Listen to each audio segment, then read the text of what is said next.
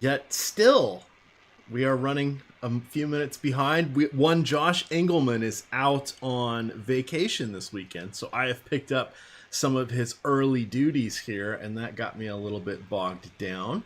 But he deserves the time off for sure because he puts a lot of hours into here. But thank you all for joining us on the NBA DFS Strategy Show. We, of course, are brought to you by Yahoo, the presenting sponsor of many of our shows. So props to them. They have the $200,000 baller this weekend, and coming out a little bit after or a little before lunchtime, you will get a specific NFL article for that, and you also will get the Cash Games building block article that will come out about an hour after our show, and that will have the links, both those article series at the very bottom section, where you can sign up to Yahoo and get up to $30 matched with your initial DFS deposit bonus if you come in on our link, which is in the little section there with the instructions, and our promo code, which is, of course, Osmo. Do all that, and you will get $30 in YSRPs. That is Yahoo Sports Rewards points, which are available for immediate use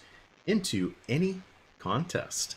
All right, we got that one out of the way early. I got to see what I got going on here. I've changed. I'm trying to update our scroll here, and I think I lost our scroll, so I got to fix that. But Adam, we've got 5 games, one early slate, and then one early game at 2:00. That's probably the most interesting game, or one of them. It would be amazing if that was on the main slate along with Houston and Phoenix. But that is the Pellies and Dallas. So for those of you on the single game slate, we'll talk a little bit about that. Last night we had some interesting news and some changes. We had Corey Joseph going from unlikely to play to being in the starting lineup in a span of less than 10 minutes, courtesy of Coach Luke Walton. And then I stayed on Yogi Ferrell. Turned out that was a slightly better play. They were both so cheap, it didn't matter to me that much. And we had a bunch of other chalky plays bust, which will happen from time to time. And then there were some other late swap opportunities that not everybody took advantage of. Adam, how did your approach go last night? I know you were working in some of those Minnesota players when we were talking on the podcast last night. Yeah, I think it went really well. I mean, I basically broke even, lost a little bit of money. So results-wise, it wasn't great. But I think that was one of the biggest, that was probably one of the biggest edges that people that are paying attention and following news have had this season. Like if you swapped to the Minnesota guys, obviously Towns didn't have a great game, but anytime you can get Towns at 5% in large field tournaments without Wiggins, that's a profitable spot. Getting to Jeff T at 8% was a really good spot. I even think Josh Okogie, who didn't have a good game, but value, really cheap value on that slate, wasn't really there. And then suddenly you get Okogie playing 30-plus minutes without Wiggins at really low ownership. So I think there was that was a really good spot to swap to. And then obviously you had all the really good plays in the Washington game. So I was really happy with how I played it. I just kind of didn't quite get there. I had too much Beal over Butler. I had too much non over Hero. Just kind of coin flip type plays that I was happened to be on the wrong side of. But I actually, for the first time in a while, felt really good about how I played. Excellent. That is one of the battles. We've talked about that several times. A lot of this tends to be a mindset here. And if you get inside your own head or things get mucked up a little bit, that can be quite frustrating. So that is something that we like to make sure that we have the appropriate frame of reference as we're getting our stuff done. Speaking of appropriate frames of reference, I'm having trouble getting you framed here. This is where Josh makes this all look so easy. Oh, that's because I'm holding down the wrong button. Spacebar does not do the same thing as the Alt button for anybody at home. Just wondering there, if you're just wondering. All right, that works. That's going to be close enough. I'll have to fix this later. But we've got a 5-game day of action, 4 on the main slate. The main slate tonight is at 7:30, so you will want to be cognizant of that. We have Fast Eddie Fear will be on the NBA Live Before Lock show. That will go off at 6:30, 1 hour before tip-off. Today we have at 11 o'clock the NFL DFS Strategy show. We also have the NHL strategy show. That will be this afternoon. There are 7 or 8 hockey games on the 7 o'clock slate. There are 2 on the 1 o'clock slate. And we do have, of course, projections, ownership projections, articles, Alex's individual grades for hockey, and it's been a nice season for me. I'm got about a 17% ROI, and I've had a few people asking me questions. How am I doing that? I'm mostly playing on DraftKings. I will probably branch out a little bit during the NBA All-Star break, but I've mostly been focusing on that, doing a fair amount of line stacking, which seems to be the way to go, and I'm utilizing Alex's line grades quite heavily, and then fantasy crunchers. So that would be something I recommend you guys watching, the shows with Jake and Nolan and Slim Cliffy, etc., reading the articles by Vots and Chris Wassel, and other people that are putting those out. That is the best way to get it done. And I believe the projections are free today for NHL. So it's a fun way to dabble and do some stuff. And I'm glad the locks aren't at the same time tonight, but that's been good. Last night, Adam, 235 out, 308 back in. So I'm happy with that. Solid. Yeah, that was combined NHL and NBA. Most of it was 3/4 of that was NBA. I lost on Yahoo. Did not for the third Friday in a row, a Wizards game stack did not take me to the promised land after it did the first 2. So third time was not the charm. Unfortunately, I also had Nance and Rondo in those lineups, so those didn't help me out very well. I just ran 1 over there, but it's a fun one we've got today. Let's look just a little bit here as I'm pulling up a few other things. If you want to talk about that first game, maybe and let's not worry as much about pricing, but Luka versus Drew Holiday. You've got Kristaps Porzingis going against Brandon Ingram and whoever gets the nod today in the Pelly's front court. What is your initial view of that game? Because damn it, I wish that one was on the main slate.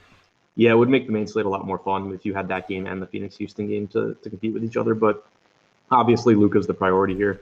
Had the bad game his last time out, but that's going to happen a couple times. But it's not something you should rely on. It's a really favorable matchup for him going against the Pels. He's obviously a fantastic fantasy producer. So he's the number one priority there. Porzingis and Hardaway as secondary options from Dallas. And then on the other side, the Pels getting a bit more healthy. But I think you still can look to Lonzo, Drew, and Ingram with confidence. And then if I think Favors already ruled out, so Hayes should play another around 28 minutes too. All right. So would Hayes kind of be the value play du jour there? Is there anybody else that kind of stands out as people are trying to get in several of those former All-Stars? Yeah, I mean, I don't know what his price is, but assuming it's cheap, then yeah. All right. On to the main slate there. And again, if you have other questions about that single game slate, we, of course, are in chat. We've got showdown projections. We've got rankings, etc., for all of that. Let me get the right windows open here. For those of you that are not behind the paywall, we do have quite a bit of free content today. We've got posted, it says Josh, but it was actually me today that did the NBA cheat sheets there. Those are free. I'm going to drop the link to those into the chat so you guys can have some fun checking those out. This is just an initial look. It gets you a player pool. Of course, this is a free item. I'm going to put the link in here. All you got to do is just scroll down a little bit off of that. It's the NBA landing page, but you'll see the section where we have all 4 cheat sheets, which is in the third section down, and those have all been updated today. We don't update those live because, hey, we're doing all the other stuff that's premium updated live, but that's a nice little place where you can check and see what an early player pool should look like of the key options. This is, of course, NBA, where things can change at a moment's notice.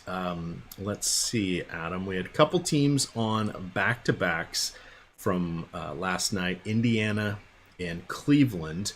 Do we have any updates on Kevin Love? He was out last night with illness. Tristan Thompson was he was sick on the court, brah, but didn't seem to be ill himself. He was also a game time decision. Anything that we need to know about before turning you loose on the Cavs? No news yet. Love apparently was not even close to playing yesterday, according to reports. So I think probably pretty questionable for today too. Also, you'll want to pay attention, keep an eye out for John Henson news. Don't be surprised if he's ruled out on the second half of a back-to-back. If that happens, it is potentially a boost for Larry Nance because the backup center minutes would have to either go to Ante Zizic or to Nance, and they don't seem to care all that much about playing Zizic. So there's a chance that Nance will be more productive if Henson is ruled out, but still waiting on all of that information.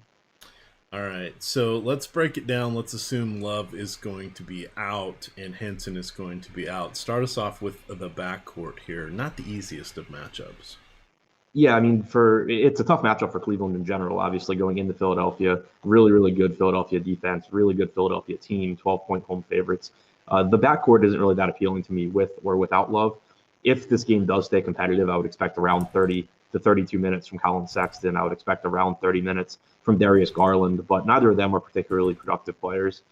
Jordan Clarkson really disappointed last night, but he's someone that when Kevin Love is out, I do like to roster in tournaments at low ownership because he can potentially take on such a big scoring role, and if he gets hot, he'll stay in the game. So still a really low floor for him, and I only have him projected for 22 minutes. But he's someone where if he's playing well, I think he can get more runs. So normally I end up with more of him than of Garland or of Sexton. It's been just a bit of a mess there with the backcourt. So sadly, there are 3 teams that I'm really not excited to have any players from. Well, 2.5. Cleveland is one of them. I think we'll be looking to the front court. The backcourt is just kind of lineup filler at best. And if you're going to be running 150 lineups, like a lot of us do, it's a group of players that will end up coming in sort of as what I like to call cannon fodder. They're just kind of there for some differentiation. Maybe you capture something good. One question I did want to ask you, Adam, I know for baseball, kind of my strategy was to have a lot of guys in that sort of 1% to 2% range, just because of the hope for the home run, or even a 2 home run game, or 2 bases clearing doubles, etc., could really turn the slate on its ear. It's harder to get random games like that from people in the NBA just because we already can guess at who's going to have the minutes, etc. Do you try to keep a tighter player pool? What do you recommend for players gamers with regards to the low end of the player pool there? Should they have a lot of players even though they're on 1 or 2% of their lineups, or should they keep things tighter and keep most of their players in that 5% and above range? I don't really know that there's like a correct approach. I know for me, most of my guys are above 5%, but I'll have a handful of guys sprinkled in at lower just to get into a couple of lineups. It's just not something I really pay attention to one way or the other. Okay, and that I've seen a few people asking questions, and I didn't know.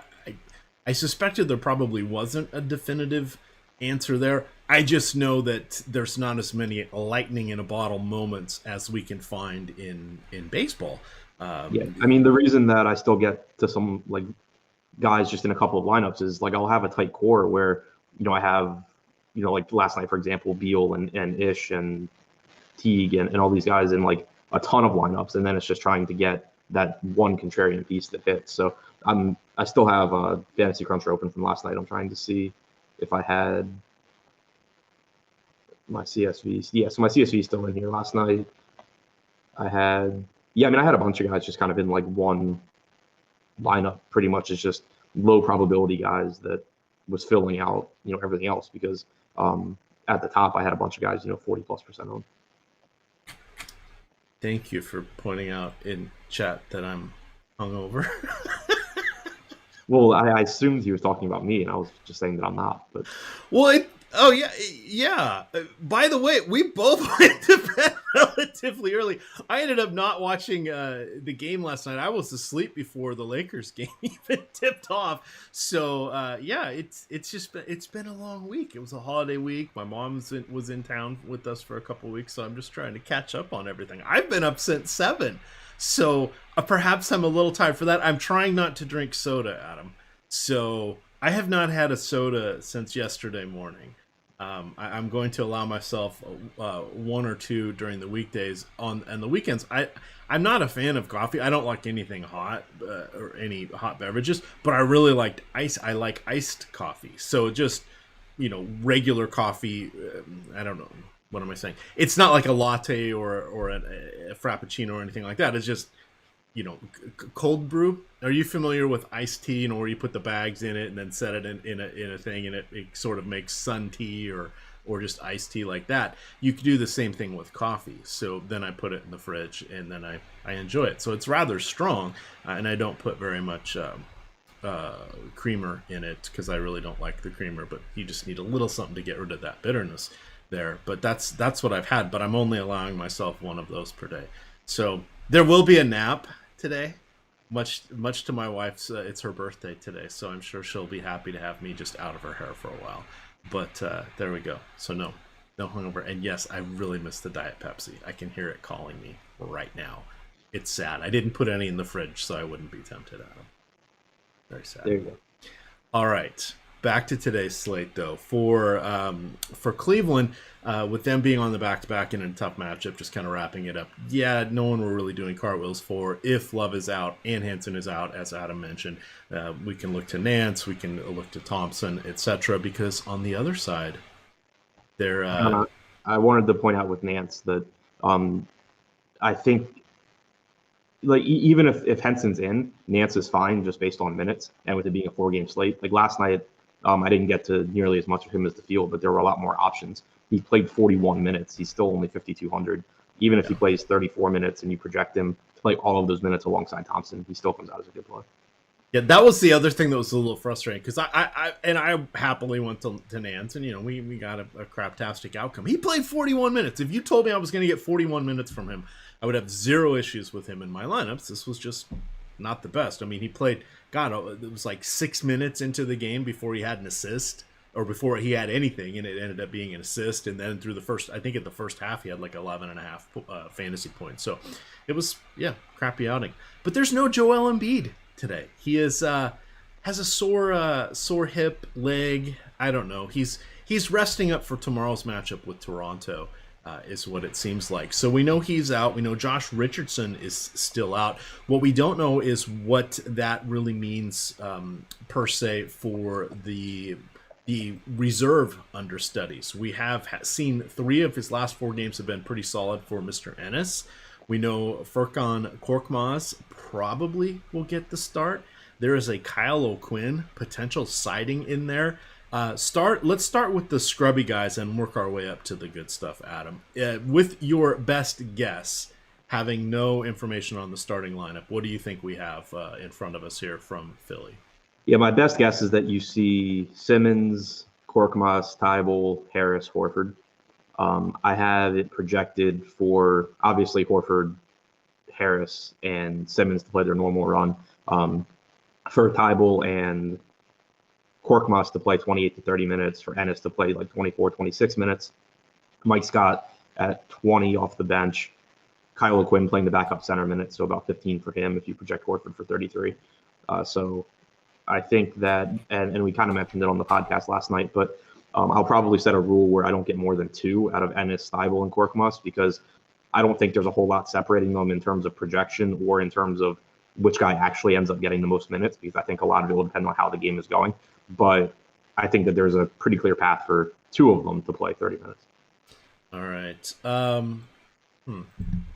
Oops. Hopefully that did not just screw up my sound. If I turn into a robot, chat, please let me know. If you were going to be spending, is it an Al Horford night? Is it a Tobias Harris? Is it Ben Simmons? Cleveland on the back-to-back. We've got, let's see, what's the current line with the Philly favored at home by 12. They, of course, do have that game tomorrow going against Toronto. Would you be worried about minutes, or would you be worried about somewhat capped upside for anybody like the 3 aforementioned remaining stars?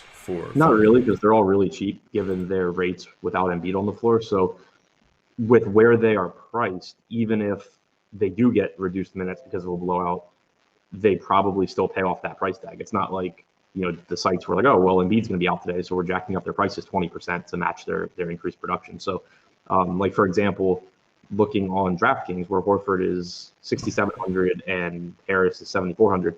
I have Horford projected at 33 minutes. I have Harris at 35. If I lowered Horford to 26 minutes, that's where he starts to become like a break-even play for me.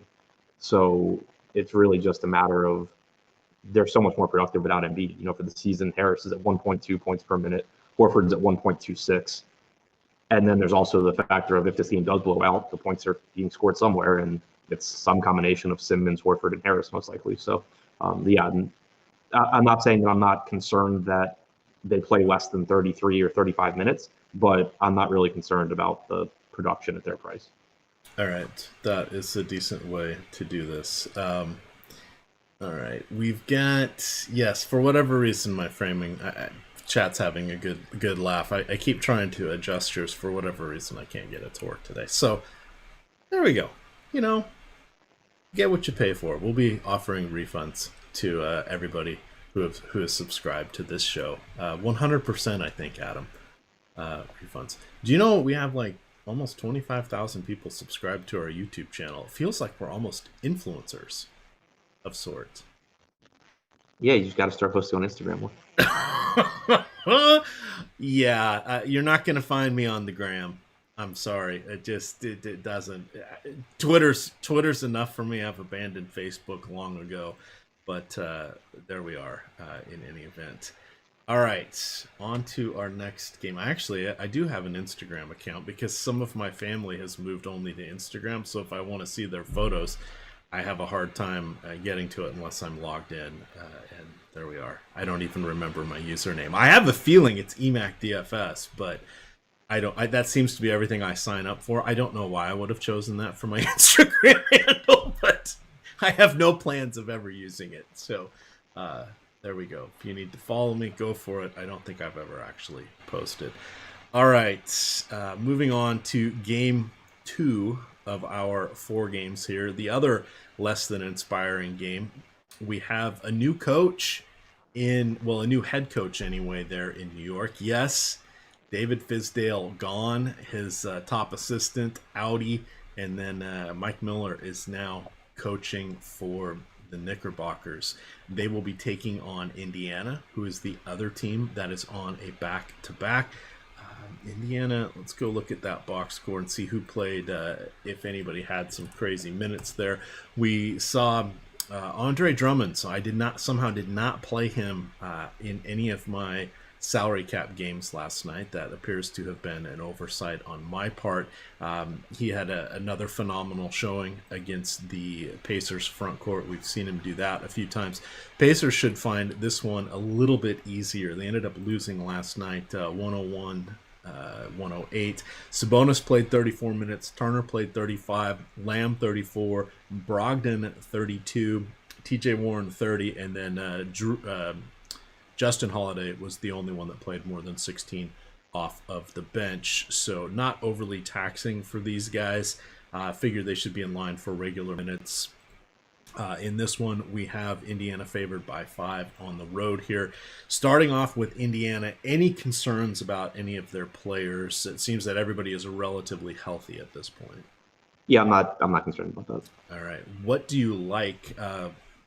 There's a lot of power forwards to match up with on the other side. That seems like a good opportunity there for Warren, for Sabonis, and for Turner. How are you feeling about the Pacers front court? I really like the salary on Sabonis. 7,500 on DraftKings really jumps out. He has been playing about 34 minutes a game. He's really productive across the board, even since in the 7 games since the full starting lineup has been back healthy. Still a 23% usage rate, 23% rebounding rate, and about a 16.5% assist percentage for Sabonis. So you're really not seeing him drop off whatsoever, despite playing with the regular starters. So really, really like him. I think Brogdon is fine. I have him projected for a couple less minutes than Sabonis, so he doesn't jump out quite as much. The minutes for him have just been kind of a little bit lower. He played 32 last night. It doesn't help that he has a good backup in TJ McConnell. So I think those two are the ones that I'm most confident in, with Sabonis being the priority for me. And then you can still, mix in some Lamb and Turner and Warren. It is worth pointing out with Miles Turner that the minutes should be trending up. Goga continues to not really be in the rotation. He played about 5.5 minutes last night. And what that does is it means that Sabonis is able to play more minutes at the 5. We know Sabonis is going to get his minutes. But if he's able to get some at the 5, it just makes it so like both Sabonis and Turner have more solidified minutes. So I think I have Turner projected for 32 minutes. I had been going to 30. But him, Warren, and Lamb, all more secondary options for me.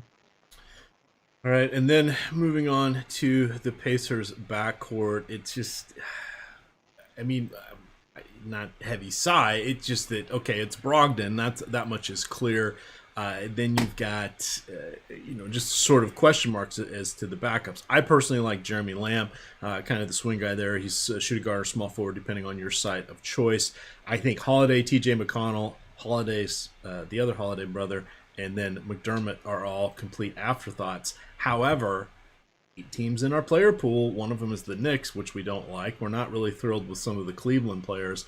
Are there any tertiary plays you would consider here from the Pacers wings and guards, and how strongly do you feel about Brogdon? I think that any of Lamb, Turner, and Warren are fine because they should play 32, 33 minutes, and it's a really bad Knicks defense. It's just that relative to other players on the slate, they don't stand out as much. Brogdon, I think, is a pretty good value. He's only 7,200 on DraftKings, 25.5% usage since the starting lineup all returned. So I think he's a good play. But again, I think Sabonis is my top guy here. All right, and that seems fair. I'm just doing a little filtering here on pricing across the industry, looking at let's see, Sabonis 75 on DK. That's very nice. Adequate today at 88 on FanDuel, 37 middling price there on Yahoo. Brogdon is 72, 84, 31, so he's a little bit better. I would still prefer Sabonis. I just feel that the rebounds and front court scoring against the Knicks would be a little stronger. And then, as I mentioned, I kind of like Jeremy Lamb more as a differentiation play. He's sort of in that sweet spot where he's not really a deal at 58, 63, and 24 respectively on the 3 sites, but someone interesting. Turner really stands out to me on DraftKings at 5,300, and then TJ Warren, small forward, power forward, 5,400. It'll be interesting to see what happens with the new coach here. Will the team go faster? Will he muck with the rotations? And hey, as we transition to the Knickerbockers here, we had an Alfred Payton sighting. His hamstring is able to allow him to get on the court. I believe he played 11 minutes in his first game since at some point in October, if I'm remembering correctly. How are you feeling about the Knicks? Is this better or worse without Fizdale? It really can't be worse, I don't think. But the one thing, it'll be really, really difficult to project this particular game because we have absolutely no idea what the rotation is going to look like. So my approach to it, and obviously some people may have different and possibly better ones, but my approach is to basically treat it how the rotation was going, because I don't really have another way to do it. But also, I think that if you're trying to project minutes and you're kind of stuck on who should get a couple of extra minutes, I would give it to the younger guy. Mike Miller has a history of being like a developmental coach. He coached in the G League, had a lot of success there. So I would expect that this move kind of signals that the Knicks are looking to develop their players more instead of doing things like not playing Mitchell Robinson or not playing Frank Ntilikina. So I'm kind of erring towards the young guys, but without any one game yet to look at his rotation, and so far without any real quotes that I know of from him either, it's tough to be too confident. So I don't have anyone on the Knicks projected for more than 32 minutes. The 3 that I have at 32 are Randall, Morris, and Barrett. I have Ntilikina at 30. I have Robinson at 26. The Knicks are pretty favorably priced. It's a really, really bad matchup, but they're cheap enough where I don't mind mixing in one of these guys in tournaments. Robinson, we know, has upside. Barrett's really cheap. Randall's really cheap. So the Knicks aren't as unappealing, I don't think, on this particular slate as they normally are or as they normally would be against the Pacers. But just understand that there's still a lot of volatility in the minutes here because we have no idea what these rotations are going to look like. All right. So I was laughing last night because I figured it wasn't going to be Mike Miller, the basketball player. It's Mike Miller, the actual coach. Adam, but I did look him up a little bit. He's more or less made his bones in college from basically coaching assistant to head coach at various stops for almost 25 years. He then went to the Austin Toros, which is Spurs G League team. And then when he became a Knicks coach, he was 2 years with the Toros and then 5 years or 4 years with the Westchester Knicks. This was actually his first year as an assistant with the Knicks, other than being the main head coach there for the Westchester Knicks. So we have a guy who has learned NBA rotations from Greg Popovich and then the Knicks. This should be fun. Yeah, so they're going to try a new approach. There's going to be defense. He will have a lean towards the international players on the roster, and then we'll see what happens. We'll sprinkle of pixie dust. There's a word I can't say. I'm not a fan of Peter Pan. All right. I don't know what to do. This is where it makes it fun. So we have some players that have some intriguing upside just because, as you mentioned, we don't know where the minutes are going to go. Does he peanut butter it? Hey, Peter Pan, peanut butter, see what I did there? To spread it evenly across everybody, or are some of the younger guys going to do well? Will he go with some of the steely-eyed veterans? I don't know. One thing I don't think, if I had to make one guess at the first immediate change, it would be that maybe Taj Gibson stops starting. I think that it seems like it would be pretty reasonable for Mitchell Robinson to maybe start this game. But I don't know. Obviously, we'll get that information. All right. Shout out to Rich Hart. He says that Picky Dusk is a hell of a drug, E-Mac. I suspect it is. I have not tried it, but there we are. Pixie Sticks.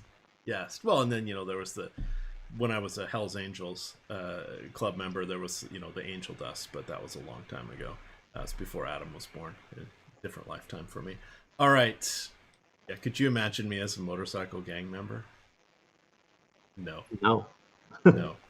Could you imagine me in 20 years leading a pack of rascal scooters down the street? Yes, I'm sure you probably can.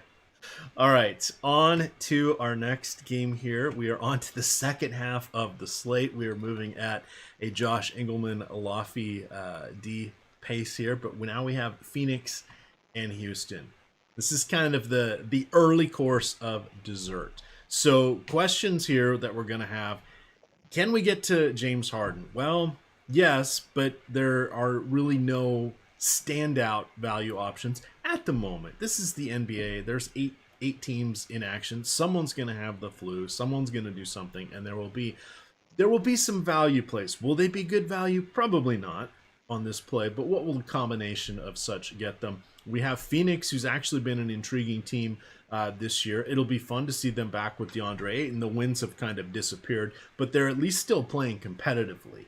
And if they can get this even remotely close into the third quarter, we know we're going to see some serious run there for one James Harden, who was it against Atlanta, Adam, or was that Cleveland? I'm forgetting now, where he played the 3 quarters and got 60 NBA points through 3 quarters. Yeah, and they were up by 50 as the third quarter was wrapping up, and he and Westbrook were still in the game. So I'm not really worried about Harden's minutes. He is priced appropriately, essentially as the most expensive play.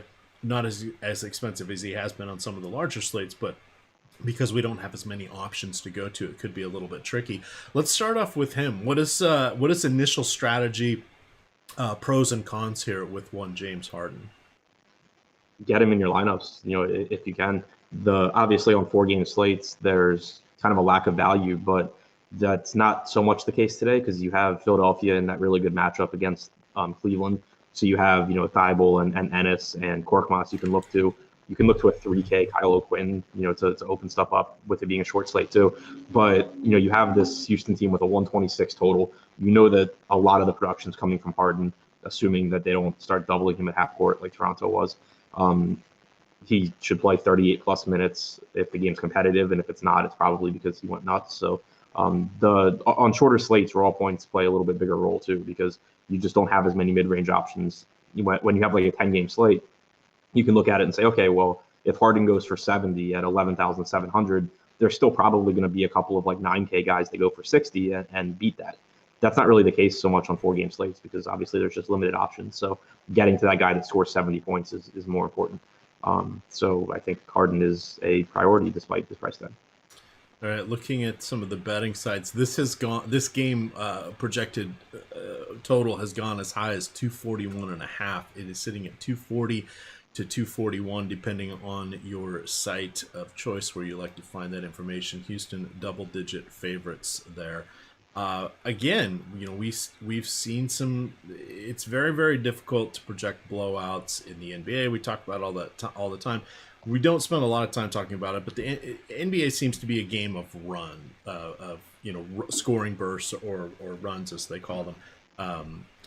Here, where one team goes 18 to 6 or 25 to 9.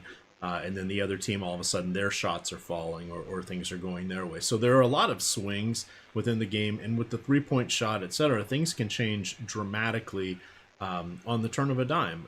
All it takes is 2 or 3 trips down it, and a team can erase 6 or 9 points off of whatever the deficit is, or increase their lead. In 1 minute of game time, which is kind of interesting when you're looking at game flow and when you're seeing perhaps starters out there on the court longer than you would think, or sometimes teams quote get hot and the second unit stay in and bring the team back.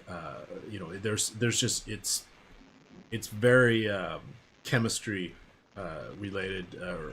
I'm not thinking of the right term here. Very fluidity, that's not really the right word, but it's things can change a lot within these games, and it's hard to say this is what's going to happen and here's how they are going to get there. You may get one or the other right, but getting both right with the right players and all of that makes it a little tricky.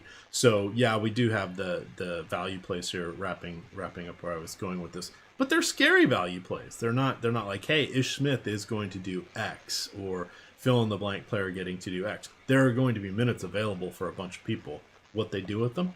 Well, we're going to find out. Capella seems to be someone who is regularly flirting with the 50 fantasy point plateau. Adam, how are you feeling about Mr. Capella tonight? One of my favorite plays on the entire slate. He's playing huge minutes. He only played 32 against Toronto, but still averaging like 36 minutes a game over the last month. He's played about 9 games over that stretch. And it's a nice matchup against a Phoenix team that doesn't really have rebounders in their front court. Capella should just be incredibly productive here, and he's favorably priced. So really, really like Capella. Okay, and then a couple of the other guys, some of their prices are coming up, but Daniel House, PJ Tucker, Ben McLOL is making those of us who select him laugh at the people that didn't. You mentioned last night that's not going to continue, but can it continue for one more game?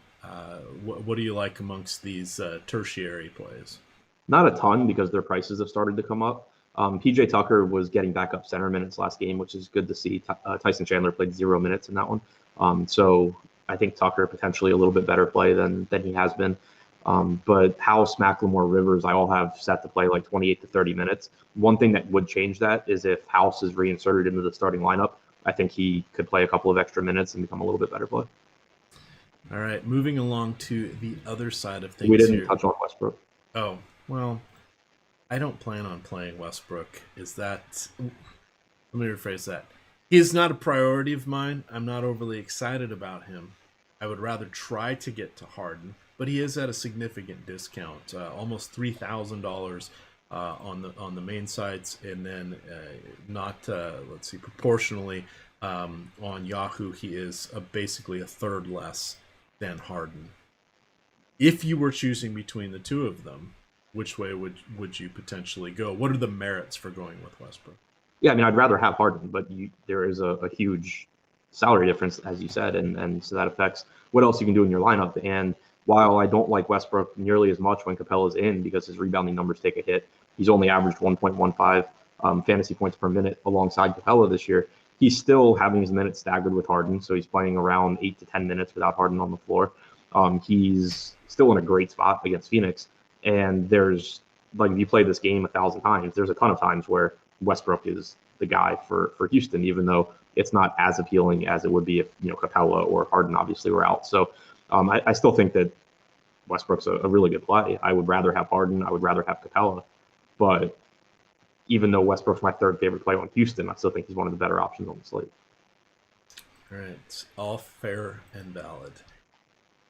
Devin Booker, 8,600 on DK, 82 on FanDuel. One of the rare times we see a player priced less on FanDuel, 34 on Yahoo. Those seem appropriate, Adam. We have seen him, and you've talked about this a fair amount, the efficiency getting a little bit of a boost here with another ball handler there being Ricky Rubio, but he doesn't get to be as ball dominant, so his assists are going down. He's been doing a ton of his work via scoring.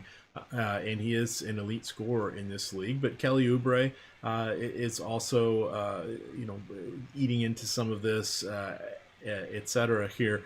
What would you like to do with Booker? His salary jumped up like $1,000 on DraftKings from last game. He's actually less expensive on FanDuel than he is on DraftKings, so he's more appealing there. Has a favorable price on Yahoo too, I believe. But you mentioned it, that his production is down when Rubio's on the floor.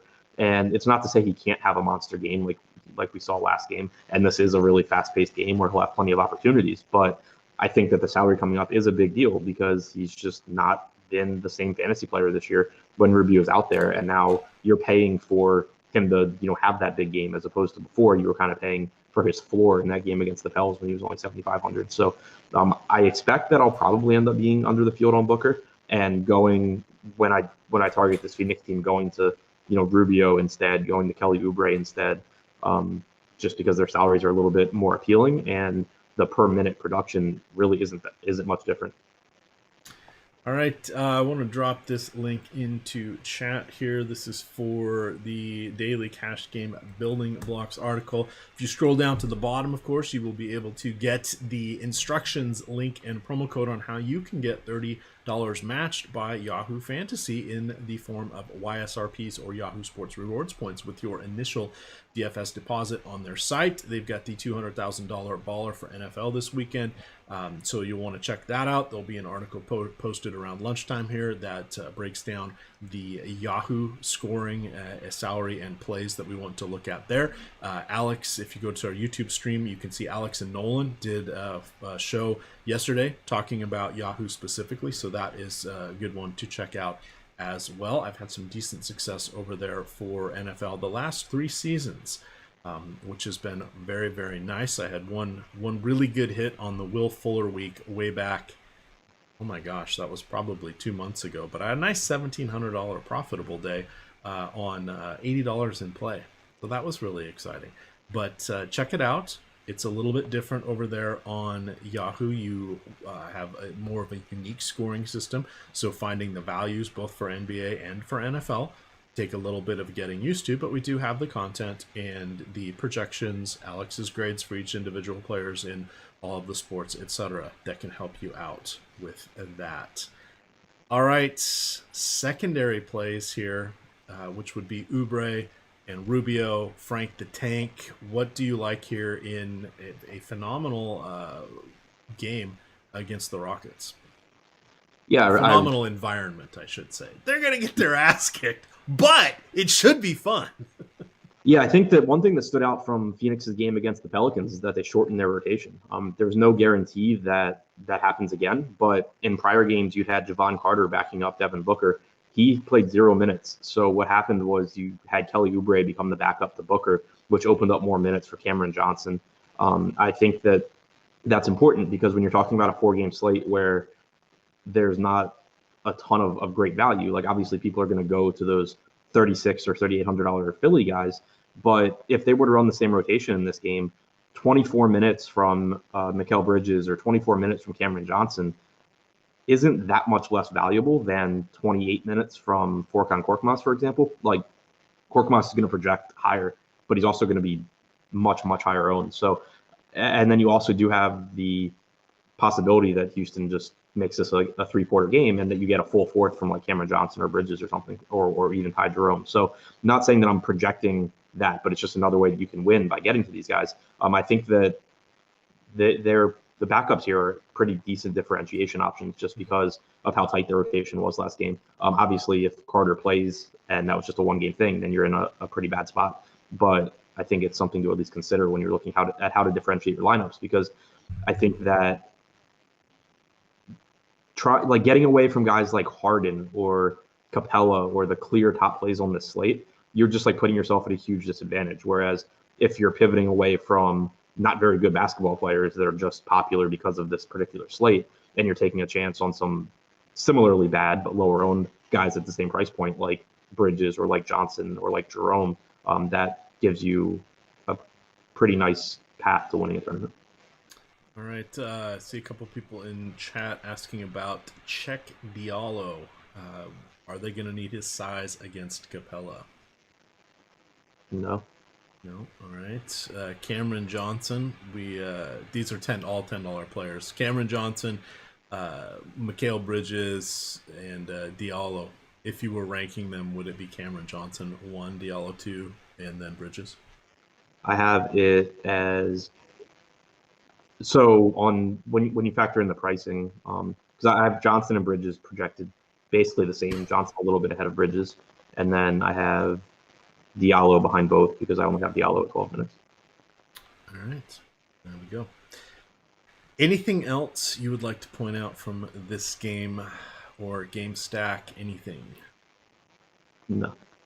All right, on to the final game of the night. We have Utah hosting Memphis. We are not sure yet what is going on with Mike Conley. He was out of the last game with a sore hamstring, so we're going to have to. He's already listed as a game time decision, so this is kind of a wait and see. Houston is favored by 12. They don't need to rush him back. Utah is favored by 12. They don't need to rush him back. If he is feeling the effects of that hamstring still. Rudy Gobert. Ooh, better fix this. I think I lost me. There we go. Rudy Gobert is favorably priced, particularly on DraftKings and FantasyDraft. He's probably, of all the plays in this game, he's number 1 for me. And then Donovan Mitchell is number 2. Let's start off here on the Jazz since they're a little more stable. Let's assume Conley is out. Yeah, so I mean, if Conley's out, I think Mitchell remains a priority here. It's a much better matchup than it was against the Lakers, and he's really good anyway. But if you take Conley out, he should have a little bit more of a little bit more ball handling responsibilities, a little bit more offensive responsibilities overall. So really would like him. I would also really like Joe Ingles if Conley is out. He was absolutely awful against the Lakers, and he's been really bad all season long anyway. But he's only 4,500. He was the backup point guard behind Mitchell for most of that game against the Lakers. He got in some early foul trouble that cost him minutes, but I would expect mid-30s in minutes from Ingles if Conley's out. And I think that he might go a little bit overlooked because people weren't on him against the Lakers, so clearly they weren't expecting him to be the backup point guard anyway. And then he didn't do anything to open people's eyes. So I think he would end up being a really good option. And then I'm with you on Gobert. I think he's a good play either way, but I think he gets a bump if Conley's out. And then Bojan also is still a good play. So I really like Utah here. One other thing to keep in mind is that we've seen it for years now that Quinn Snyder in Utah tends to play his guys decent minutes, even in blowouts. You even saw it. Mitchell played 33 minutes against the Lakers. Bojan played 35 minutes. Gobert was in foul trouble or would have played more minutes. Mitchell and Bogdanovich played until about the 4-minute mark of the fourth quarter, despite it being a 25, 30-point game. So he's pretty consistently done that for years, and it makes it so anyone pointing out blowout risk in this game, it's really not that much of an issue.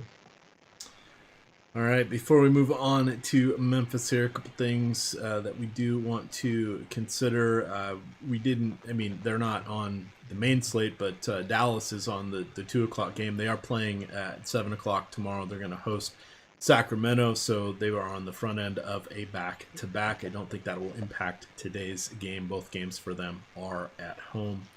And I'm just looking. I think that is it for the players on back-to-backs as I scan it there on the list. Coming up here on Osmo, we've got at 11 o'clock, you're going to get the final DFS NFL strategy show. That will be featuring Sal Vitri. At 2 o'clock, you're going to get On the Contrary. That will be with Alex Osmo Baker, Chris Baggs, and then this week's guest, Brian Hooper. Who, you ask? Well, that is Brick75, B-R-I-C. Get it? Brian, B-R-I, Cooper, C, Brick 75. He will be the featured guest in the third chair. So check that one out. Those are always excellent shows. And we have a full NFL slate. No buys. We're done with that. We have, of course, the 3 primetime games. There's 4 games at in the later slate, the afternoon slate. So that leaves one of the healthier slates we've seen in a while for our, quote, main slate or early only slate. So this is going to be a fun week with a lot of teams in play, a lot of players going, so definitely you're going to want to hear what they have to say, because there aren't as many slam dunk matchups, and with the way the primetime games have shaped up, we've got some questions on which players we think are going to be the best, who's going to be contrarian, and who is going to be the guys that you do not want to fade. So definitely check that one out. And then in the afternoon, we will have the NHL strategy show featuring Jay Carre, and then wrapping things up 6:30 to 7:30 tonight for NBA Live Before Lock. Taking you down the home stretch will be one Fast Edward Fear. Adam, we're looking here at Memphis. Sad day for Memphis when they've got some of the youngsters that are trending as week to week. We know that Kyle Anderson is doubtful. He's missed a couple games with a sore right foot. And then Dillon Brooks is now joining the parade of players. He is dealing with a sore shoulder. He is questionable. I'm speculating that he will probably play. How are you feeling about Memphis tonight in the late night hammer? Not great considering they're playing at Utah. It's just a really, really unappealing spot. Slow-paced Utah team. Their defense has been struggling recently, but Memphis's offense just isn't really that appealing anyway. I think that Joval is an interesting option. His minutes have been up lately. He played 28.9 minutes in his return from illness against Chicago. Prior to missing a couple of games, he was playing 30-plus minutes. So I think that he's a good play, but I also like Capella more than I like him at a similar price point. Jackson and Crowder are just nothing more than secondary options for me. Melton's price has come up. Tyus Jones isn't locked into big minutes. So Memphis is pretty easily my least favorite team on the slate.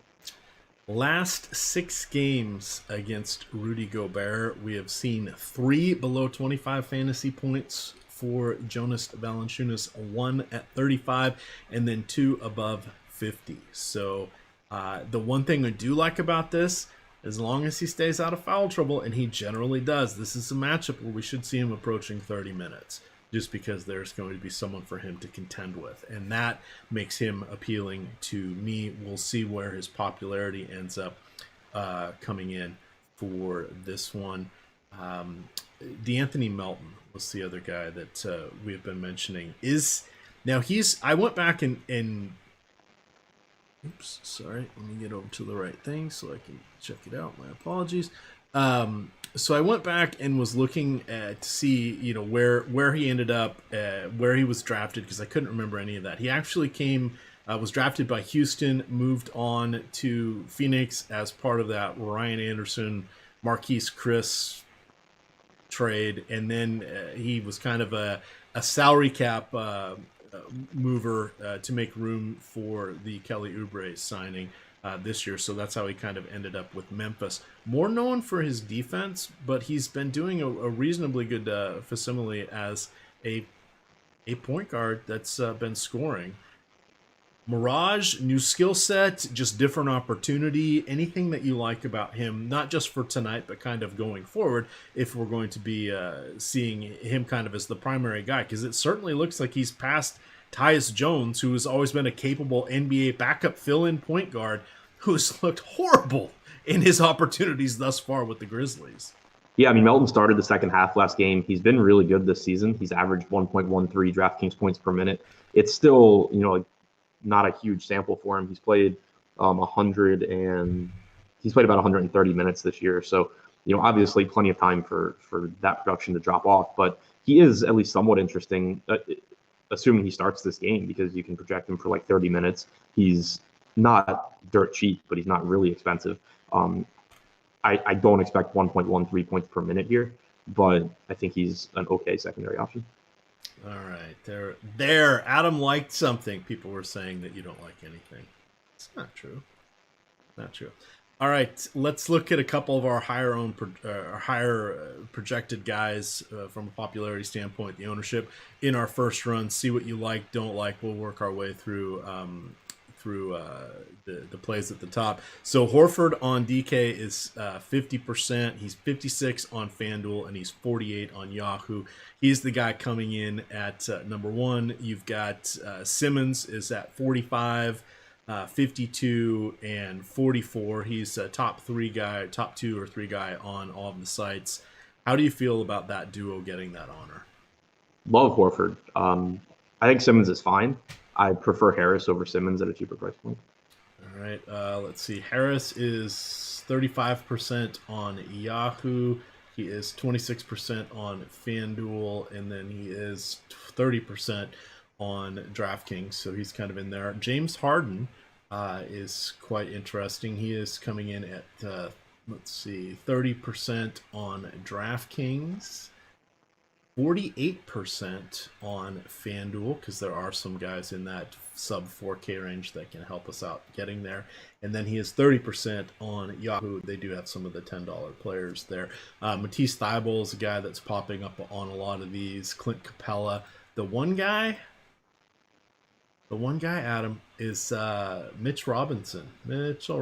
He is $15 on Yahoo. He is on 45% of the lineups projected there. That stood out as a bit of a surprise to me. How do you feel about him on Yahoo? 3 points for blocks and steals there. I like him. I think that his minutes were trending up with Fizdale. There's no reason to think that he gets fewer minutes now. As I said before, I wouldn't be surprised if he joins the starting rotation either today or in the near future, because Taj Gibson has absolutely zero role in the future of the Knicks. So, I think that he's a really good option. All right, Royce O'Neal, now we're moving to FanDuel. Royce O'Neal at 36, he is power forward, or James Ennis at 37, he's small forward. James Ennis. O'Neal didn't start the last game.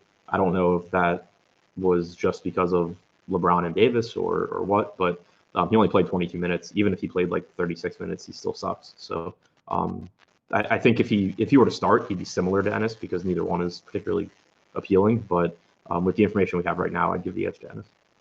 All right. Do you have strong feelings about Darius Garland? He is 3,900 on DraftKings and coming in at 22%. I have no strong feelings about Darius Garland. All right.